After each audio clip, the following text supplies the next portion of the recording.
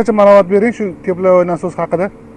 Bu teplovoy nasosimiz R32 Freonda 35 kilovatlik. Bu 35 kilovat deganimiz sababi bu chunki 35 kilovatlik faqat issiqlik quvvati, elektrik quvvati bu maksimal ishlaganda 10 kilovat ishlatadi, 9 kilovatgacha ishlata oladi. Undan ziyodiga nima qilmaydi, chunki havoga qarab bu ishlash boshlaydi. Hozirgi paytda mana dani moment bu 1 kilovat olib 5 kilovat issiq berib turibdi hozir. Dani momentda pastdan borib ko'ramiz, bir nima qilamiz. Nima joylar bor. Buni qo'yganmiz, mana buni o'zimiz ustolar qo'ygan, mana shu bolalar qo'yib nima qilib berishgan. Biz ham bolalar mana shu ustolarimiz sifatida qo'yib bergan. Buni devorga yopishtirib nima qilishgan, mana tomda страховка просто qo'yishgan bo'lish. Tomga nagruska ham tushmasin, qorliq ko'p yog'adi. Shu devorda ushlatib nima qilishgan? Izolyatsiyaga alohida e'tibor, izolyatsiyani ham ko'rib oladi.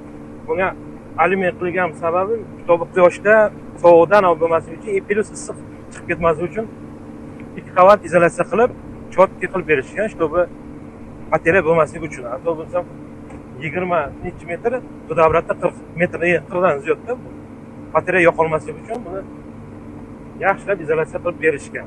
Shu bugungi qilayotgan xarajatlar qanaqa bo'ladi? Shuni haqida ma'lumot bering. Shu bugun xarajatni bilayotganmiz. Bugun 2026-yil bugun 29-yanvar kecha kunduzda ishlagan buni rasxodi kechqurun -5 dan 10 gacha chiqdi. Gradus minus. O'sha payt bu 5 kilovatdan kechqurun edi.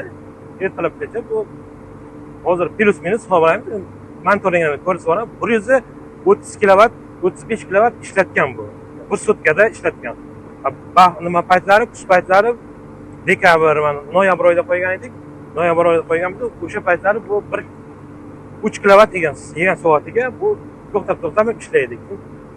O'sha paytda 72-78 kilovat yilgan ishlatilgan bir sutkada. Teplovoy nasosimizning nima ustunliklari bor? Boshqa narsalarga qaraganda. Bu teplovoy nasosimizning ustunlari bu hozir tak, bu issiq o'zi isitadi полностью xonadonni и yana plusi sovutadi yoz payti, yana ustiga ustak bu issiq suv ham beradi. Gazli kotelimiz esa issiq suv beradi, lekin sovut olmaydi. Buni hozir konteynerlarni olib tashlab, fankol qo'yib ham ishlatsa bo'ladi. Yoz payti polni bu sovutishga ham ishlayveradi. И hozir bu kechqurunimizda shu 5 kilovat ishlatganimiz sababi hozir mana devorlarimizda izolyatsiya yo'q. Izolyatsiya bo'lmagan sababi izolyatsiya yana ham bo'lsa, bu yana ham ekonomik bo'laveradi. И shu qo'ynaga aytgan gaplarim birga 3-4-5 kilovat issiq berib turadi. Bu elektrik koteldan решение mana shu. Ko'mirdan koteldan ham shu полностью решение mana shu ekonomikni chiqarib beradi. Ko'mir kotelda esa siz unga ko'mir olasiz, bir kimdir unga har kun zapravka qilishini, mo'rin tozalaysiz. Mana shunaqa minuslari bor ko'mir kotelda. Endi ko'mir kotel ham ko'mir ham yaxshisi topish muammo bo'lsa kerak hozir paytda. Bu hozir eng optimal variant mana shu bo'lib turibdi. Yana nima ustunliklari bor? Yana buni nima ustunliklari bor? Xo'sh. Bunda yana ustunliklari buni bemalol telefonga ulab olib, dunyoning любой chekkasidan dam olishda bo'lasizmi, uyingizda bo'lasizmi, Toshkentda bo'lasizmi, shaharda bo'lsangiz ham o'tirib turib buni problemalarini ko'rasiz, nimalarni boshqarish ham issiq sovuq qilib o'zingiz nima bu graduslarni pastlab ekonomiga ham o'tkazishingiz mumkin. Yana o'zini ham pultini yaxshi mutaxassislarning o'zi ustanovka qilsa, bizda mana nastroyka nimalarimiz bor. Nastroyka qilganimizdan keyin bu yana ham ekonomikni nimada o'tib oladi. Chunki hozir ustalarimiz bor, ustalar yo'q emas. O'zini ustasiga qo'ydirsalaring bu yaxshi ishlaydi. Chunki hamma buni negativ bor, bunda yo'q emas. Chunki ustasi qo'ymayapti, qo'yganidan so'ng ularning kilovat ham ko'payib ketadi. Chunki u nimalarni nastroykalarida hammaga bu nastroykasida o'zi aslida. Mana boshqaruv pultimiz. Bunda mana rejimga qo'yamiz. Охлаждение, отопление, горячая вода, отопление, горячая воda, охлаждение, горячая воda. Har xil rejimlarni qo'yib ishlasak bo'ladi bu rejimlarimizda.